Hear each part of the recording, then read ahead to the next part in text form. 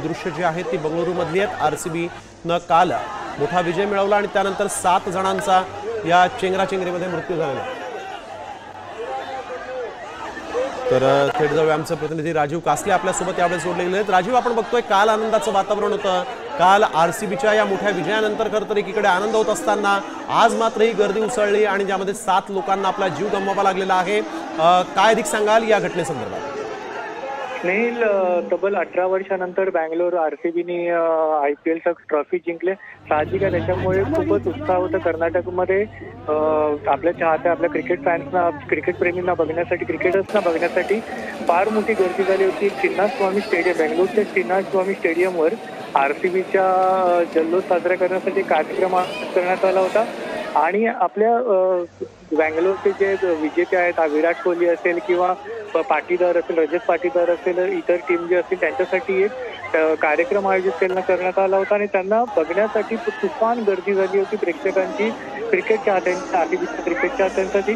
आणि स्नेल, जी मिळालेली माहिती आहे त्यानुसार चिन्नास्वामी स्टेडियमच्या गेट क्रमांक 3 जवळ सगळेच जण प्रेक्षकांच्या आतमध्ये घुसत होते।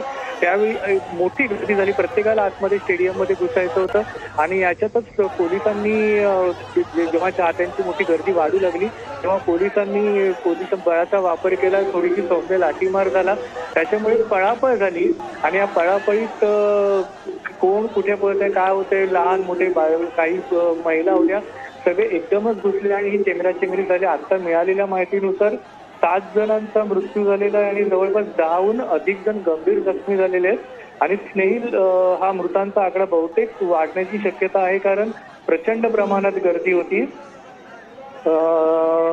मुख्यमंत्री आणि कर्नाटकचे जे मुख्यमंत्री आहेत सिद्धरामय्या आणि उपमुख्यमंत्री शिवकुमार यांचाही इथे येणार होते, त्यामुळे माहितीनं तर हा मृतांचा आकडा किती वाढू शकतो।